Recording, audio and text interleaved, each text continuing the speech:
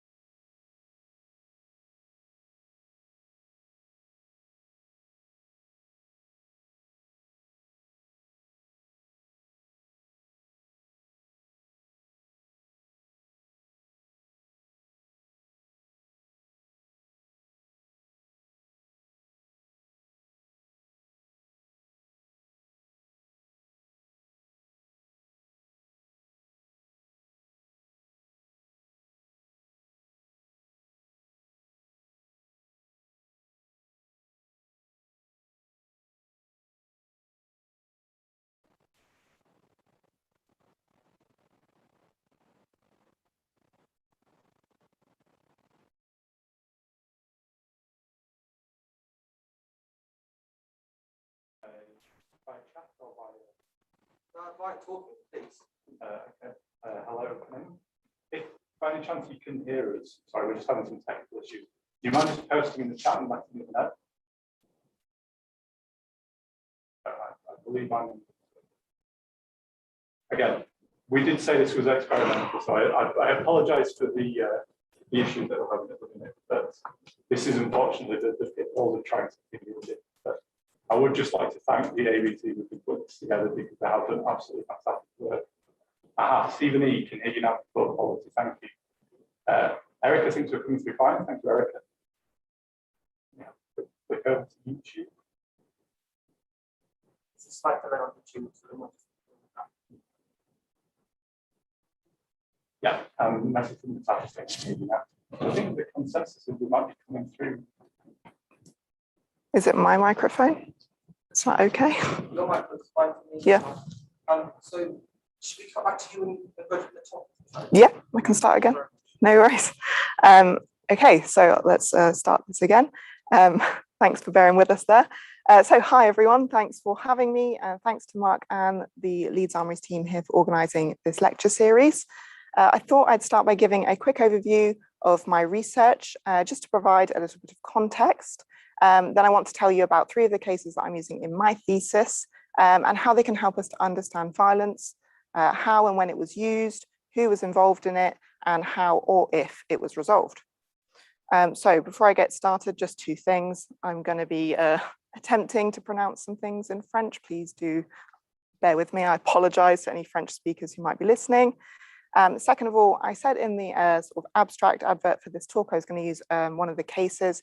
I got very overexcited with the amount of cases I could have picked from. So I've not used the Pierre Casal case, but I've promised I've got some good ones in there anyway.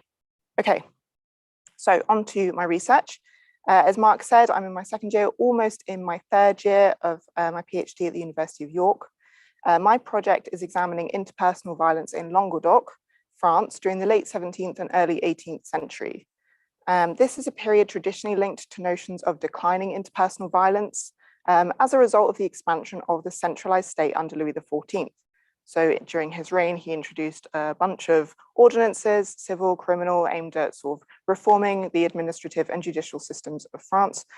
Languedoc, however, and interestingly, exhibits an uptick in incidences of violence in the criminal cases, so the Sacre procès of the Parliament of Toulouse, starting in 1680, and this doesn't really decline until into the 1710s. So My project, I have been creating a database of all of these cases, of all sorts of criminal cases. There are 3,666 criminal cases in the Parliament of Toulouse at this time. So I've created a database of those, and I've separated out the physical violence cases. This is what I focus on.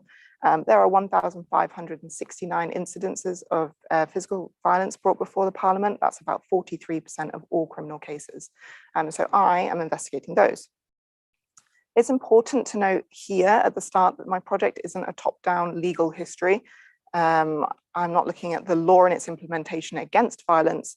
Rather, I'm doing a social history of the use of violence in law and its in interpersonal conflict, and the application to the law by those involved. That just because this isn't a legal history doesn't mean legal cases aren't useful to me. So we'll move on to the, no, we won't. Next slide. It's not going. It's making the light, but it's not moving. Sorry, guys.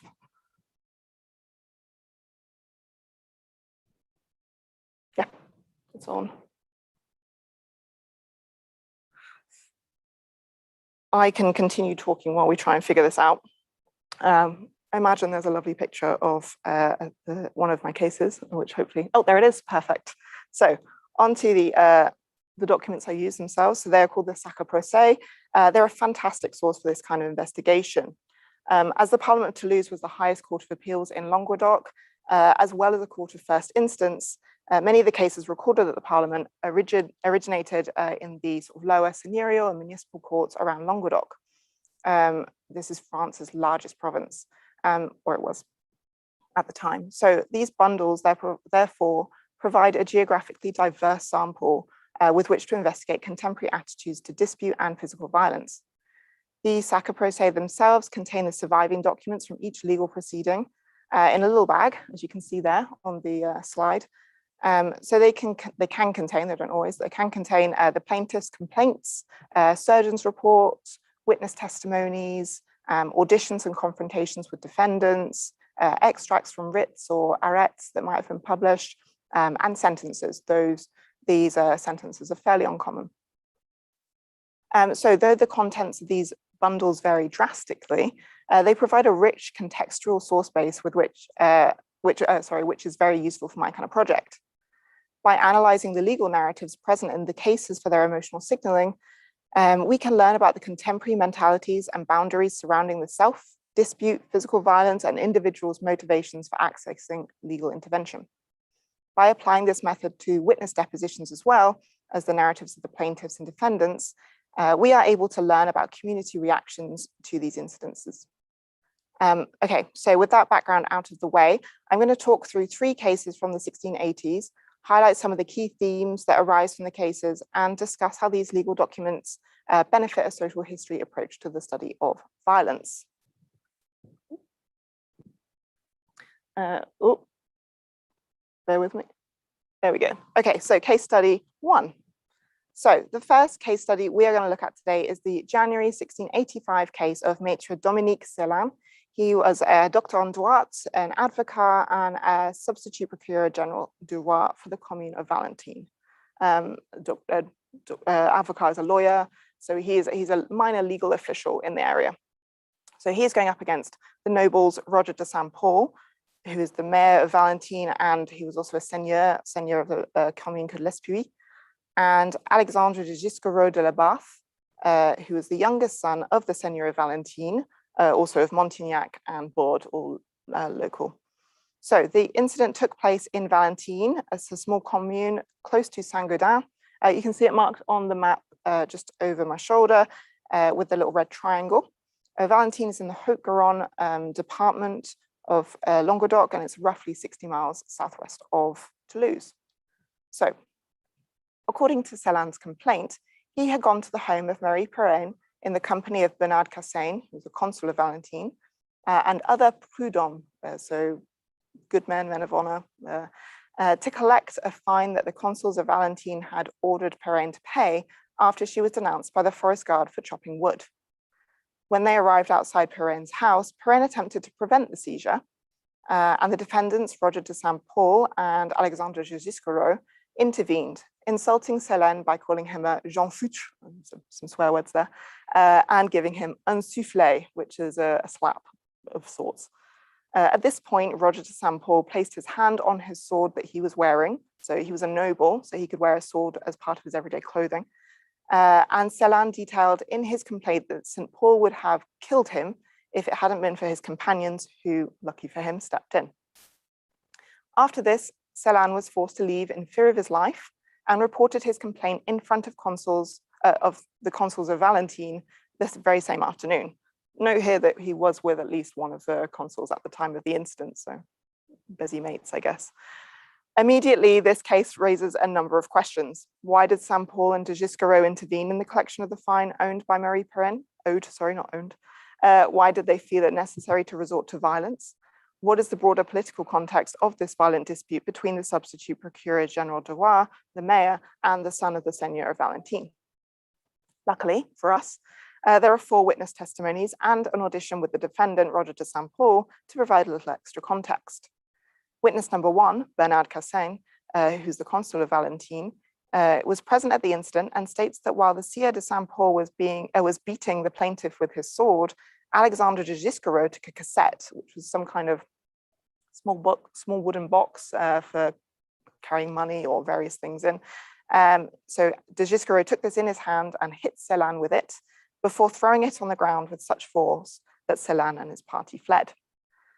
It's likely that this cassette is the object seized from Marie Perrin during the collection of the fine. This was perhaps an opportunistic reaction on the part of de Gisquereau. Everyday work tools or commonly found implements like stones and sticks were frequently cited as weapons during incidents of physical violence in early modern France, suggesting spontaneous, in-the-moment reactions to disputes. Witnesses Jean Perrard and Gaudens Abedi, merchants and inhabitants of Valentine, reiterate the severity of the attack, stating that if they and others hadn't pulled Saint-Pol away from the scene, Céline would have been murdered. Now, the audition of Roger de Saint-Pol provides insight into the motivation behind the escalation to violence. He states that he had been dining at Perrin's residence with de Gisquereau and another gentleman named the Sieur de Luscan.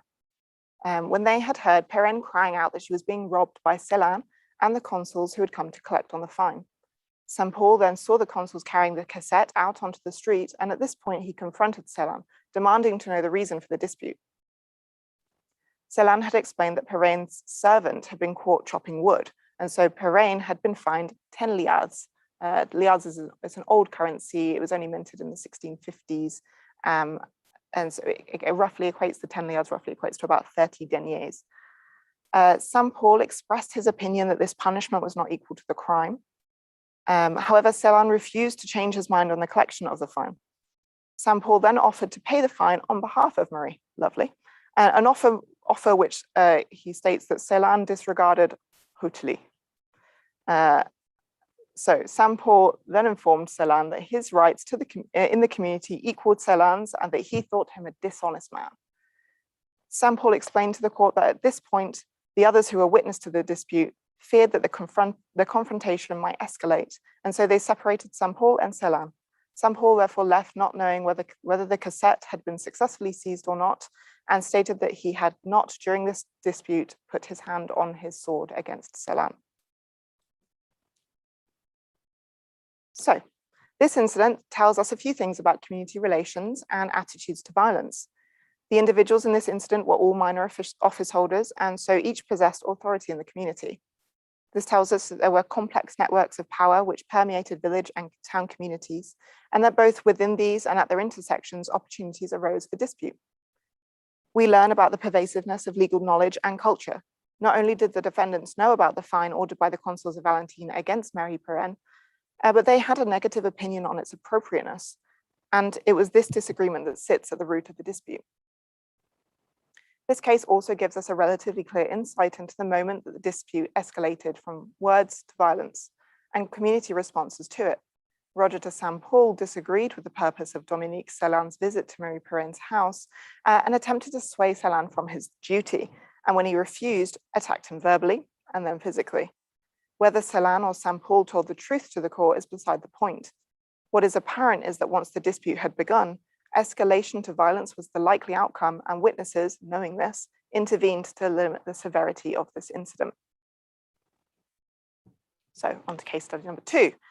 The second case that I'd like to talk to you about today is the 1681 case of Marie du Besset and the Faure brothers in the commune of Auzial, which is located just outside of Toulouse in the Haute-Garonne. And again, it's marked on the map there with a little red triangle. This case is interesting to my work, not only because it involves female litigants, which I have a lot to talk about, but I can't fit it into this paper, so maybe I'll touch on it during the questions, but also because of the language used in the complaint, in the depositions and the auditions, which centre property, honour and personal rights in this dispute, and despite the case presenting initially as an unprovoked attack. So the legal case is brought before the seigneurial court of Auzial by Demoiselle Marie de Besset on behalf of herself, her younger sister Lisette de Besset, and their mother, Paul Lafont. They are the daughters and widow of Pierre Besset, a merchant of Toulouse, which would suggest they're in a sort of middling status. According to Marie's complaint, around 2 p.m. on the afternoon of the 12th of October, Pierre and Bernard Faure, sons of Pierre Faure of Auzial, had entered the Besset garden, each armed with a fusil, which I believe, and I'd love to be corrected and informed, is a type of lightweight musket. Marie came out of her house and asked them what they wanted and to leave the garden. To this, the Faure brothers began to insult Marie and her sister Lisette, who was in the garden, with grosses paroles contre sa honneur. So they insulted their honors. And before this, and then they started to beat Marie with the barrels of their fusils, wounding and bruising her arms and shoulders. At this point, Paul rushes to the defense of her daughters. Now, Paul is around 80 years old. I'd love to have met her. She sounds great. And this is the point that is emphasized in Marie's complaint, as well as in the witness depositions, as we'll see. The Faure brothers turn on Paul, hitting her over the head with their fusils, causing her to fall to the ground. Marie finishes her account of the incident by explaining that this was an excès grave, so a serious offense, and it qualified as an attempt on the life of herself and her mother.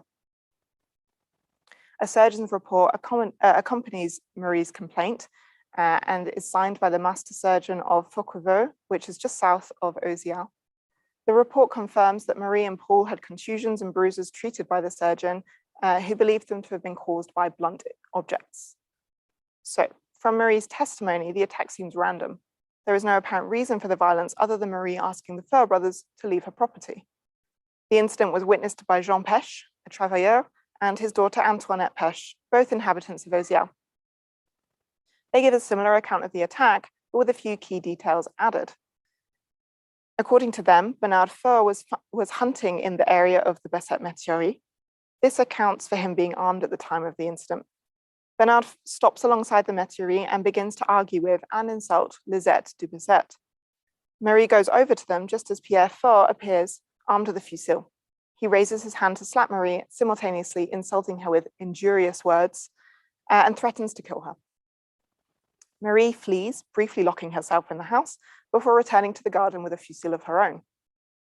Pierre Faure then beats Marie and her mother, who Antoinette stressed was une femme forte vieille, so a very old lady, and then the brothers leave. That both Marie and the two witnesses, Jean and Antoinette, thought it important to emphasize the age of Paul Lafont tells us something of their understanding of the transgressions that occurred during this incident. Not only are the Faure brothers armed with the fusils, they are on the property of the Besset family, and they attack an elderly woman and her two initially unarmed daughters. This context is emphasized to appeal to the judges. The carrying of arms without reason suggests premeditation, as does the incident occurring within the domicile of the Besset family. Premeditation was a much more serious offense than an in-the-moment outburst. And so by centering these points in their accounts, Marie and the witnesses clearly paint the Faure brothers as serious wrongdoers.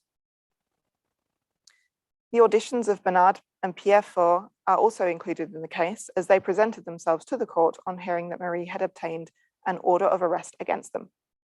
Their testimony, of course, presents a noticeably different account of the incident.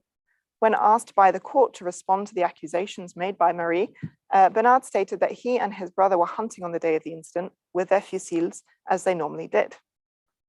He clarified that they were hunting in a vineyard that belonged to their father Pierre, close to the Besset property. He also said that they had received permission from the Marquise d'Oziel to hunt in her jurisdiction, and that she even employed them to do so on occasion. He specifies that their right to hunt with arms was defended by a royal ordinance, and so they were not breaking any rules to be where they were. Pierre adds that while they were hunting in the area they were allowed to hunt in with the weapons that they were allowed to hunt with, Marie de Bessette approached them directly with a fusil in her hand, yelling insults at them and claiming that they had killed her chickens. At this point, a man that worked for Marie, and this bit doesn't really make too much sense, so took the fusil off of her, and the Farr brothers began to leave. But though the Bessette sisters and their mother followed them for a while, brandishing a knife and threatening to kill them. Both Farr brothers denied Bessette's account of the incident as calumny and reiterated their right to carry arms as stated in the king's ordinances. Now, although the case goes back and forth between the parties, each claiming to tell the truth, we don't find out any more about the causes of this original confrontation. We can always take a stab at speculation. For example, in my hunt around for background information on the parties involved in the case, I did come across a family called de Bessette, who lived in Revel, which is around 25 miles east of Oziel, and they were living there in the 1680s. This family they were registered Protestants. So could the Bessettes of Oziel be an offshoot of the Revel family? And maybe they were also Protestant. And maybe this is the cause of the dispute between the parties. There is nothing in the legal documentation of the case to suggest, however, and even if they were Protestant, this case occurred in 1681, well before the revocation of the Edict of Nantes in 1685. So being Protestant in a predominantly Catholic area didn't automatically lead to discord with or within the community. We will likely never know more, but that doesn't mean that we can't take anything away from this incident. As we have seen, the content and language of the legal documentation of this case provides us with an abundance of information on contemporary attitudes to age, honor, property, and legal rights. By drawing attention to these subtle transgressions and values in the narrative of the incident, but the plaintiffs, defendants, and witnesses tell us about the contemporary and social and cultural norms and the boundaries that could be crossed in everyday dispute. Okay, so the final case that I want to discuss today, I've chosen because it demonstrates some of the complexities of these legal procedures and gives us a sort of an overview of the often long-term disputes that these cases often provide snapshots of. So this incident occurs in the parish and small town of Faret in the Aveyron department in 1685. As you can see, again, by the triangle on the map, Faret is located just above Saint-Juré, and actually today these two places are sort of merged into one. And you can also see Montclar just above, and over to the west of Plaisance, just over the border into the Tarn department, is Curval, which is where the court that this case originally came to was located. The plaintiff of the case is Louis Cluzel. He's a 30-year-old bachelier en droit, so he has a law degree. He lives in Montclar, which is about 4 miles north of Faret. Cluzel is part of a large family of notaries and minor legal officials in the Montclar area. So he's pretty well versed with the law, and his family is too. On the 29th of July, 1685, Cluzel traveled to Faret. At around 11 a.m., he was with a number of companions in the Place Publique of Faret, and there he heard Pierre Mialet, known as Fricasse, a mason from La Motte, which is a hamlet just north of Faret, saying loudly in front of many people that Cluzel had lied. He had fabricated an arrêt that had been obtained from the Parliament of Toulouse. An arrêt is a sort of a writ, a legal protocol, which means this arrêt was against Francois Rouquayrol of Montclar, the brother-in-law of Fricasse, and this awarded Cluzel seizure of Rouquayrol's property.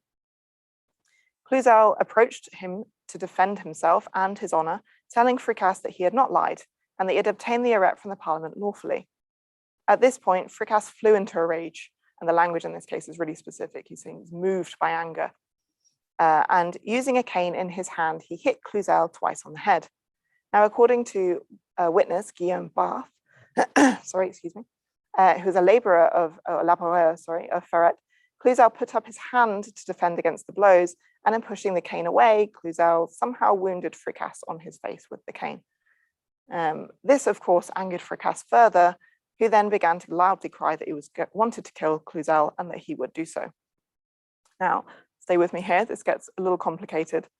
Cluzel brought this complaint to the Royal Court of Cavale on the 2nd of August, 1685, in which he claimed that Fricasse's attack merited punishment. On the 9th of August, we find another document, again brought by Cluzel. This complaint explains the previous incident that Cluzel had had with Rouquayrol. He states that his enemies, of which there were many, including Rouquayrol, had lit his house in Monclar on fire during the night earlier in the year. Arson is an incredibly serious offence which combines violence against property and against persons. In doing this, his enemies had burned and destroyed, aside from many material items, Cluzel's horses and a mule. He explains that because of this and other violences committed by the accused, he had been obliged to make a legal complaint and had requested the arrest of Rouquayrol and other guilty parties and fines and amends in the region of 4,000 livres, which was a significant sum. This had been decreed by the court. After this incident, Cluzel states that he had returned to his domicile to live in peace. However, his enemies continued in their attacks against him, and in this he includes Fricasse's malicious lies about him that happened on the 29th of July in Ferret. And he justifies his confrontation with Fricasse as defense of himself and his status as a good and honorable man. And again, he requests punishment. He finishes his statement by explaining that he could no longer leave his house without risking his life, for it was true that he had a lot of enemies who were filled with pernicious malice. There we go. So this is where the case ends for us, unfortunately. There's no confrontation with the defendants, nor is there any definitive sentence. Sentences in these cases are actually quite rare, which suggests that many complaints were dropped before a legal solution could be found, or that an alternative route to settlement was pursued. Equally, lawsuits may have been pursued as part of a larger strategy for the continuation and escalation of an ongoing enmity. The Cluzel case includes a number of offences committed by Fricasse and his extended family. Cluzel uses language throughout his complaint that emphasise the public and premeditative nature of these attacks. It seems likely then that this case was just one part of an extensive dispute between the parties, in which each side used different strategies, including violence and legal procedures, to discredit their opponents and gain the upper hand. So it's just onto some concluding thoughts. As I'm sure you can tell by now, legal documents provide fantastic insights into the social and cultural norms of the early modern period. In these 3 cases alone, we have seen examples of how transgressions of these norms in the process of dispute could result in a fast escalation to violence, and that this was a known and prepared for possibility within the communities. We have learned that reference to weaponry by plaintiffs in the legal procedures was often included to emphasize the premeditated nature of these attacks, as in the Besset case, with the Faure brothers bringing fusils onto the Besset property. Whereas defendants often claim to have used whatever they have had to hand as a weapon, be it everyday implements and tools or swords and canes, when disputes did turn violent, to emphasize their unplanned outbursts. We have seen that individuals might have turned to the courts for intervention for a number of reasons, and that recourse to the law in itself could have been part of a broader strategy to extend an existing enmity, as in the case of Cluzel and Fricasse. And lastly, these accounts also illustrate how litigants deployed emotional rhetoric, as Cluzel did in describing his enemies' actions as malicious, and how they emphasized the spatial context of these incidents in their testimonies to appeal to the judges, which in turn tells us much about individual and communal attitudes to violence. The rich material of the Sacre Procès allows us to understand some of the wider mentalities and attitudes to violence and dispute resolution in early modern France, and sheds light on local tensions and disruptions that may have driven the regional uplift in litigation concerning physical violence in the 1680s. Thank you.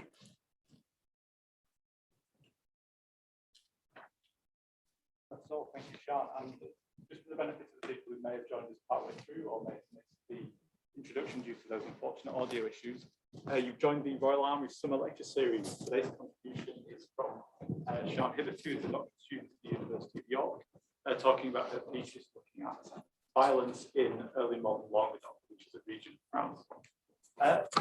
Now, Sean, one of the things that interested me was the restrictions on carrying weapons. So you mentioned a nobleman with a sword. Would you mind just explaining a bit to the audience about the noblesse du épée, noblesse du robe, that sort of distinction? Yeah, sure. So in the early modern period in France, we have three estates. So society is defined by the first, second, and third estate. The first estate is the clergy. So they are up there. The second estate is the sort of nobility, and the third estate, and I should also add sort of bourgeois merchant class.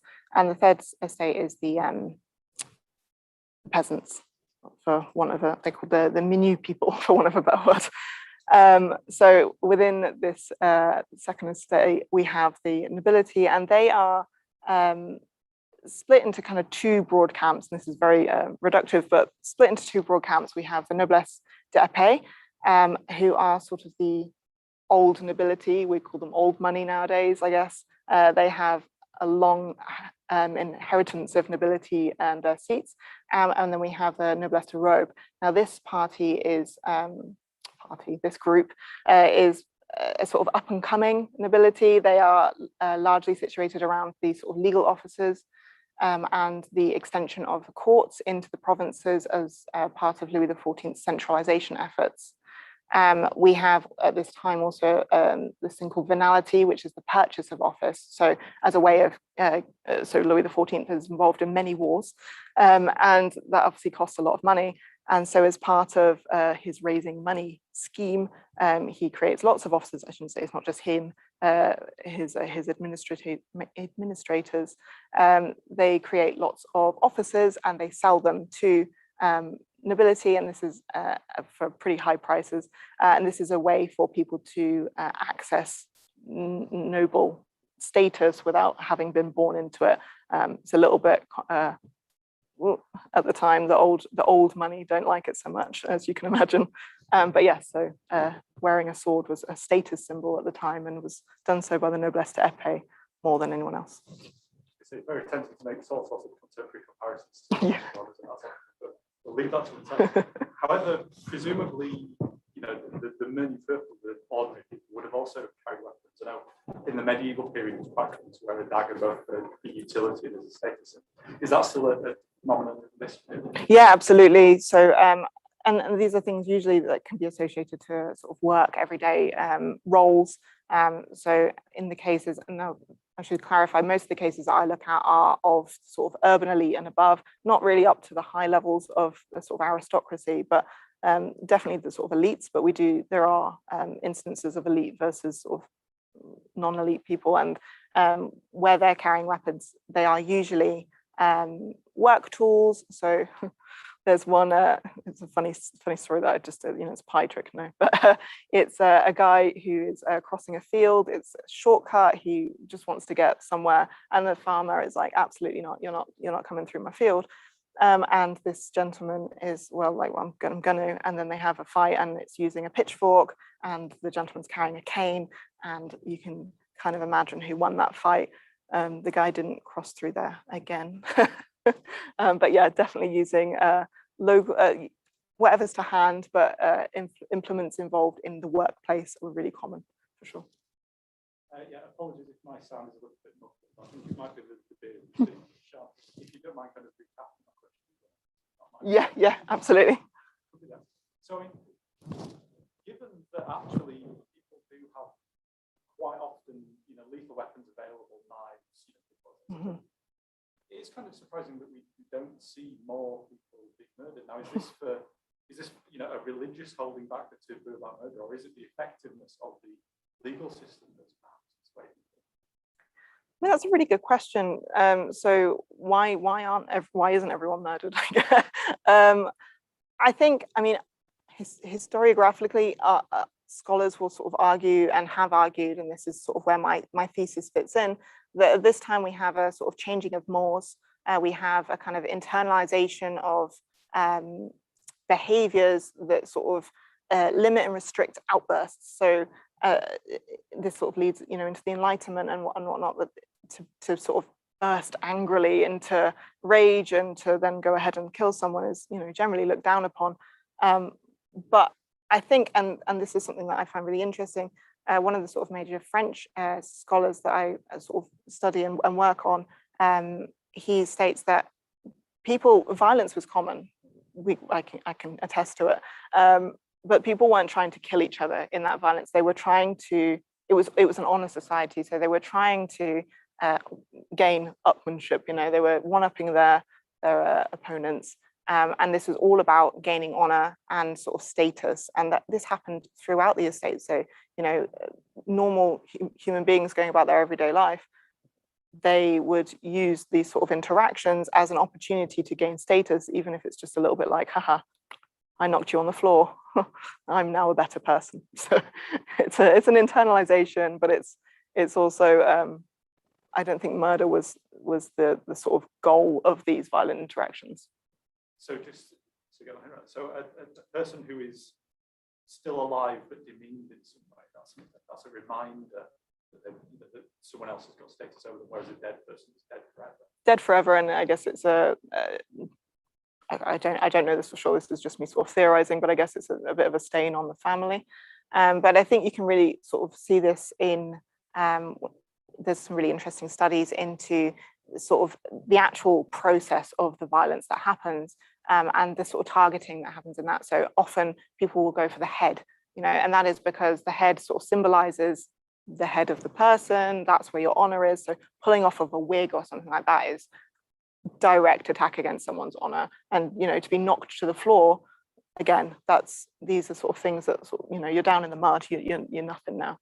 And I find it so interesting that carried so much weight, but it really did. A question from YouTube. So they're interested, is society of the time generally forgiving and lenient towards random or casual non-life-threatening assault? I guess a better question, an equally good question would be, is the legal system forgiving towards it? Are they prepared to let stuff go relatively minor, or are they trying to impose codes of behavior in society? I guess I should point out with this, the legal system at the time is not in any way comparable to what we have now. So there isn't a sort of prosecutor going out there and pursuing justice for a victim. If someone is attacked and they take it to the courts, they are paying for every point of that stage. So this is what I mentioned in my talk about how people often, the cases get dropped. The courts themselves don't, someone will yell at me for this, but they don't really care about sort of seeing it through. That's not the job. They want it to go through because obviously the furthest along it gets, the more money they'll get. It's a business at the end of the day. Sorry, what was the first part of the question again? So is society generally forgiving towards these? I think it's accepted that this is what happened. But you can see in the sort of witness testimonies, the outrage happens when there's these and this is what I guess I'm trying to get at, when they cross boundaries. So it's not that in the Bissett case, it's not that they attacked Bissett as such. That's obviously part of it, and that is detailed, finitely in the case to sort of help the likelihood that she might get a conviction. But it's that the 80-year-old mother was knocked onto the floor. That is the sort of bit that the witness statements really kind of gravitate towards. That's what Marie makes sure she emphasizes, and that's what the defendants vehemently deny that they did. So it's not that they're forgiving towards violence. I think it's just it's part of life, but they're not really forgiving when there's these transgressions that happen, and that's what I'm really interested in looking at. Because presumably this is still a society steeped in both very specific gender roles and also a Christian element of looking after the book. Because I noticed the Sam Paul case. Mm-hmm. What's the view at this point in using violence in defence of children or social inferiors? Yeah, and this is a sort of really interesting area of this. I think that there is, as the scholarship sort of says, there is a lot about men defending women, especially wives. Like this, a woman's honor is related to her family honor, which relates back to the man's honor. So a family, if someone attacks a woman who is married to someone, they're attacking the honor of the husband. Not great, I know, but that was just the case. So I think with the Mary Perrine, we don't learn anything about the fact that she has a husband or anything like that. She's perhaps running some sort of restaurant of sorts, because de Giscardot and whatnot are dining at her house. So I think here what we probably have is a widow. It doesn't specify that, but I assume that this is factoring into St. Paul and de Giscardot's defense of her, not that she couldn't defend herself. And this is an area that my research sort of, really goes into. Women were very much involved in these cases, and this is it's not completely overlooked, but it's pretty much overlooked in scholarship so far. Women were just as angry and violent, and I love it. But yeah, so I think that definitely played a factor in St. Paul's sort of defense of her. That brings me down to something that, which is, how often are women using violence? Yeah, this is so interesting, and this is one of the sort of surprises that I had with this case. So, as I said at the start of my talk, I started by compiling this massive database. It took forever. It was really interesting though, and I sort of got to look at the sort of statistical side of these cases. So there's 1,569 cases of physical violence, and 37% of those cases, which is 603 individual cases, involve women. And that is pretty much evenly split between women as defendants or women as plaintiffs. So I'm like, this is something that I'm like, yes, let's go, let's look at this. But where women in the historiography in violence exist is they're generally kind of located as the victim. They're located as the victim within marital, domestic, or sexual assaults and violence. Now, only 100 or so of the cases, of those 600 cases involving women, are obviously linked to sexual or marital or domestic violence. So we've got over 400 cases, which is 29% of all of the physical violence cases involving women not related to the sort of home and traditional roles. So I don't know much more at this point because I'm quite early on in my research, but I'm really excited to sort of start exploring women in micro-political relations and social relations outside of the home, and really kind of get an understanding of that. Thinking about this honour system, it occurs to me that if you were a man and you picked a fight and lost, you would lose status. Do women potentially have as much to lose from violence? Because if they pick on, if they pick on a man and beat him, then that's a big deal. If they lose, then he's a bad guy for doing it. So is that perhaps a reason why women might be more involved in violence? Yes, and this is quite well covered in defense of property in cases like this. So women was treated more leniently in the legal system in the early modern period, I guess because they weren't deemed the same as a man, so they could, but I think they played this and they were like, yeah, we can get away with a little bit more. So particularly in terms of defense of property, women were, well known to throw stones, grab household implements and defend, and I think in that they're part of extending the family honor and defending. That's their sort of role, and this is where they can kind of facilitate in this defense of family honor. I would love to come across a case where a woman beats a man and he's like, damn, that's it for me now though. I don't imagine we would see. Yeah, exactly. And the legal system, which I kind of touched on, was used as much to shame other people. That people took it to courts often because this was a way of publicizing this event. This was a way of sort of saying, you know what, this person hit me and that's not cool, and now I'm gonna try and regain my status somehow through the law. But obviously they normally didn't. You apologize for your French pronunciation. Watching my Greek pronunciation is worse.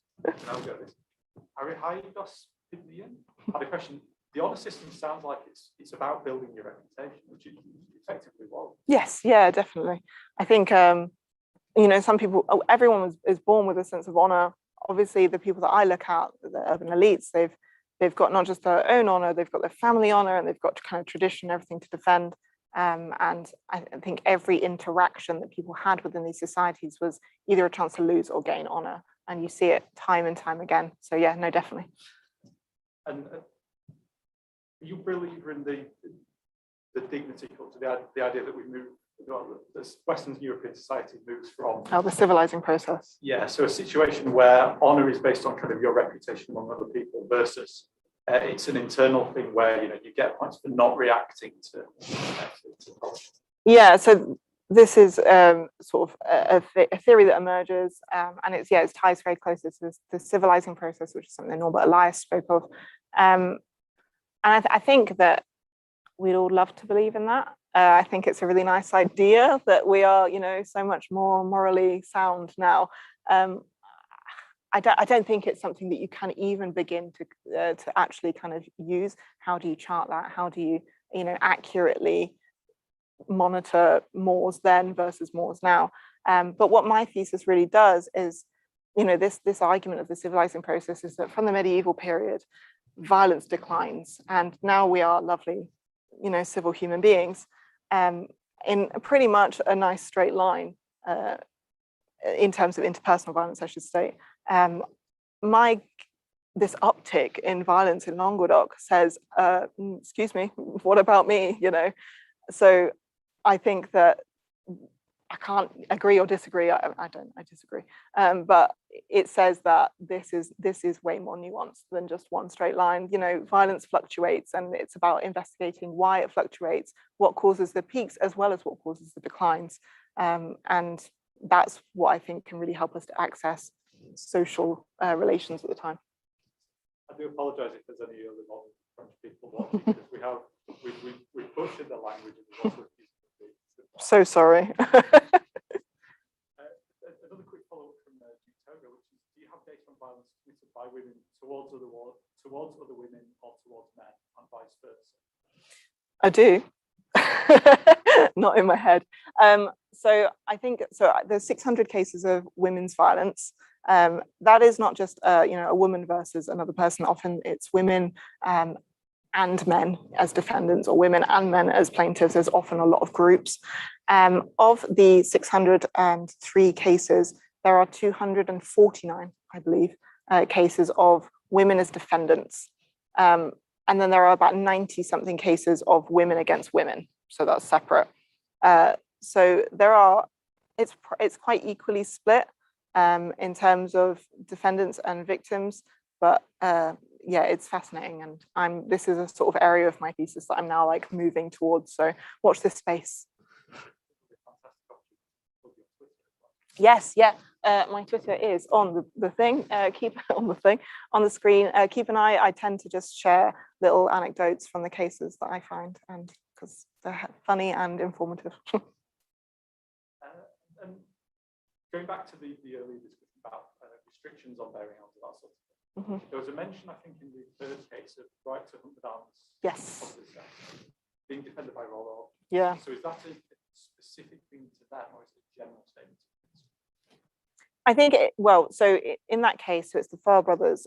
They state in their sort of defense, in their like confrontation that happens, that they are carrying their weapons. Now they mention because of the royal ordinances that they're allowed to do so, but they also state as their quality allows them to do so. So they're definitely sort of reiterating their status by saying that, but they're also showing that they have a good understanding of their rights, their privileges. And this is a really, this is sort of pervasive throughout my cases. There's a constant sort of links back to legal knowledge, legal culture, which I think makes sense because in the 1660s and the 1670s, we have these, as I mentioned in my introduction, this sort of reform, which is kind of spearheaded by Jean-Baptiste Colbert, this administrative judicial reform, which really kind of takes both civil and criminal law and tries to codify it as much as possible. And it's pretty remarkable what they managed to do. But I think that it shows that there is an understanding of these ordinances and the various ones that kind of spiral off of them, and that they're using those as a sort of, I know what I'm doing and I know my rights sort of thing. I think you were right on the fusel identification. Yeah. From memory, the Royal Fusiliers in the UK was set up to guard artillery trains, so they had a short life. Right. I believe that they may also be if anyone does want to find out more about this sort of technical factor, please try inquiries@armories.org.uk. Or me. So you focus on, I believe, the kind of urban communities. Is it that violence is less common in rural areas? Is it just that it doesn't make it into the legal system? I mean, I don't know that it's less common. I think what I'm sort of getting the feeling is that the people existing in urban communities, you know, partake in this obvious legal culture, so they are just maybe more likely to take it to courts. They maybe know someone, or they, you know, someone's brother's cousin, sister might, you know, be able to give them an in at a local court. I think the sort of geographical, spatial understanding of this violence is something that I really want to look at more as I continue with I've only done one of my archive trips so far. So as I get more of a kind of solid understanding, I think we'll be mapping this out and seeing how it works. But at the minute, right now, the cases seem to be more urban, but there are definitely cases of, you know, the Bessets, they're in the commune of Oziel, but they're not in the town of Oziel. They're in a métairie, so it's a sort of small land holding on the outskirts. I've spent forever trying to find it on Google Maps. It's impossible, it doesn't exist. But I think it's near the Canal de Midi. That's as far as I've gotten, so it's rural. But yeah, it will be something that I look forward to exploring further. If rural societies don't have necessarily access to the law, is there another dispute resolution mechanism that it might? Yeah, I mean, so this is another big part of it, is that arbitration and mediation and things like this was more common than actually going to the law, because there are, throughout all communities, whatever size, you know, a seigneurial little village of 5 people, there's always going to be someone in there where there is a kind of go-to, a person who can kind of be like, right, well, you stole this guy's sheep, so you should give him some hay, and then fair's fair. And that is, I think, much more common. And I think it's often what these law cases are actually aimed at. They take them to the court in a sort of way to force an out-of-court settlement, or to sort of gain favor in an out-of-court settlement. And from what I've read and from what I can see, this is a far more common way of settling disputes than is to actually go to the courts. And I guess that's part of the question, is, you know, why are these cases going up? Is it that there's, you know, an actual increase in physical violence, or is it maybe there's an increase in litigation? So then is there a breakdown in these kind of traditional arbitration systems that happen in communities? I don't know. Another sort of interesting thing is, you and I were looking for a picture to illustrate this talk, and for some reason the only picture of fighting peasants that we could find they were all Netherlands, Dutch, yeah. So is France perhaps less violent than other comparable European communities? Is Languedoc an exception, but closer to European norm? Do we have any sort of statistics on the prevalence of violence? So there's a scholar called Manuel Eisner, and he has done huge studies. They're really impressive, of collating statistics from, I think he looks at England or Britain, the Dutch, Netherlands, and he looks at, I think, Italy and somewhere else, Germany, I think. He doesn't really include France in this, but the thing with France is that it's such a huge country. So northern France is right up there, you know, with the Netherlands. It's, you know, it's up at the top, and Italy is sort of deemed as this crazy violent place at the time. It's this, like, you know, the southern example of what violence can be. So half of France is close to Italy, and half of France is close to the Netherlands, and it's Netherlands are meant to be this, you know, lovely place, and Italy is this crazy violent place. So I don't know why France hasn't been included. It could be because it's just so complicated, the sort of difference. So my area, Languedoc, has a Roman law system, whereas the north has a completely different system. I don't want to quote which one it is because I'll get it wrong. But it means that there's very little kind of unifying processes that you could maybe accurately map. But yeah, not sure. So I guess that's the topic for the first. Yeah, maybe an article or something like that. Yeah. No, thank you, Tisha. Absolutely fascinating talk. And struggled with the technology. We got there.